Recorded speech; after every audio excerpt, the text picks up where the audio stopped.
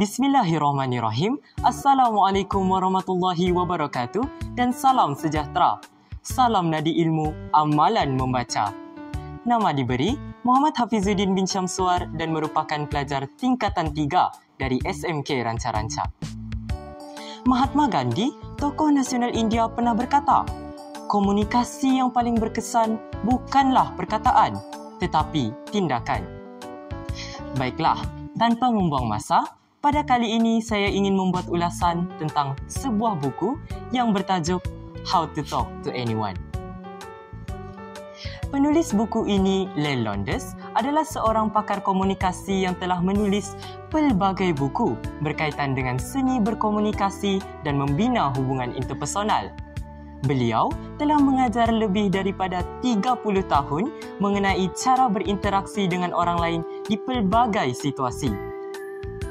Buku How to Talk to Anyone mempunyai kulit depan yang menarik dengan warna cerah dan tajuk yang jelas. Buku ini telah diterjemahkan dalam bahasa Melayu dan diterbitkan oleh penerbit yang terkenal dalam bidang buku motivasi dan pembangunan diri. Ia terdiri daripada 92 cara atau tip yang mudah diikuti bagi meningkatkan kemahiran berkomunikasi dalam pelbagai situasi sosial. Tak kenal, maka tak cinta. How to Talk to Anyone adalah sebuah buku yang memberi panduan praktikal tentang bagaimana berkomunikasi dengan lebih berkesan. Buku ini menekankan kepentingan bahasa badan, nada suara dan cara mendengar dengan penuh perhatian. Ia juga memberikan cara untuk mengatasi rasa gugup dalam pelbagai situasi sosial, serta teknik untuk berinteraksi dengan lebih percaya diri. Londes menyarankan cara-cara membina hubungan yang mendalam serta menjadikan seseorang lebih mudah didekati dan disukai. Dari aspek tema pula, tema utama dalam buku ini adalah kemahiran berkomunikasi yang efektif. Buku ini memberi tumpuan kepada cara berkomunikasi yang lebih baik dalam situasi sosial dan profesional, serta cara untuk meningkatkan hubungan interpersonal melalui komunikasi yang baik dan berkesan.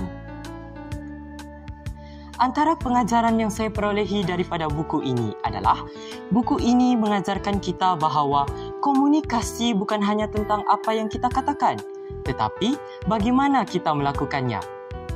Ia juga mendedahkan bahawa bahasa badan, ekspresi wajah dan cara kita mendengar memberi kesan yang besar terhadap hubungan kita dengan orang lain. Buku ini juga mengingatkan kita untuk sentiasa menjadi diri sendiri dan bersikap autentik dalam setiap perbualan. Salah satu persoalan yang dibangkitkan dalam buku ini adalah, buku ini bertanya bagaimana kita boleh berkomunikasi dengan lebih berkesan dalam situasi yang berbeza. Terutama sekali apabila kita berhadapan dengan orang yang tidak dikenali ataupun dalam persekitaran yang formal. Ia juga bertanya bagaimana kita boleh menawan hati orang lain tanpa menjadi terlalu berpura-pura ataupun terpaksa.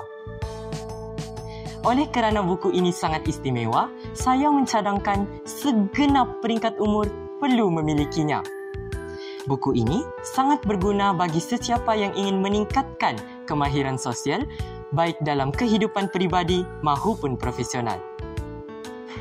Akhir kata, saya berharap agar buku ini dapat dibaca oleh setiap lapisan masyarakat, kerana terdapat pelbagai ibrah yang boleh kita peroleh daripada buku ini. Diharapkan agar pembaca dapat mengaplikasikan apa yang dipelajari dari buku ini agar dapat memperbaiki hubungan sosial sama ada dengan rakan, keluarga maupun dalam persekitaran kerja.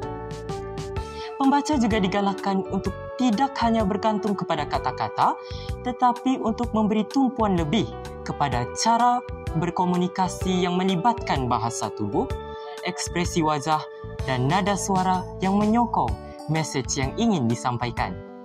Saya akhiri kupasan buku saya pada hari ini dengan memetik kata-kata Aristotle yang berbunyi, kebijaksanaan adalah kemampuan seseorang untuk berkomunikasi secara berkesan dengan orang lain.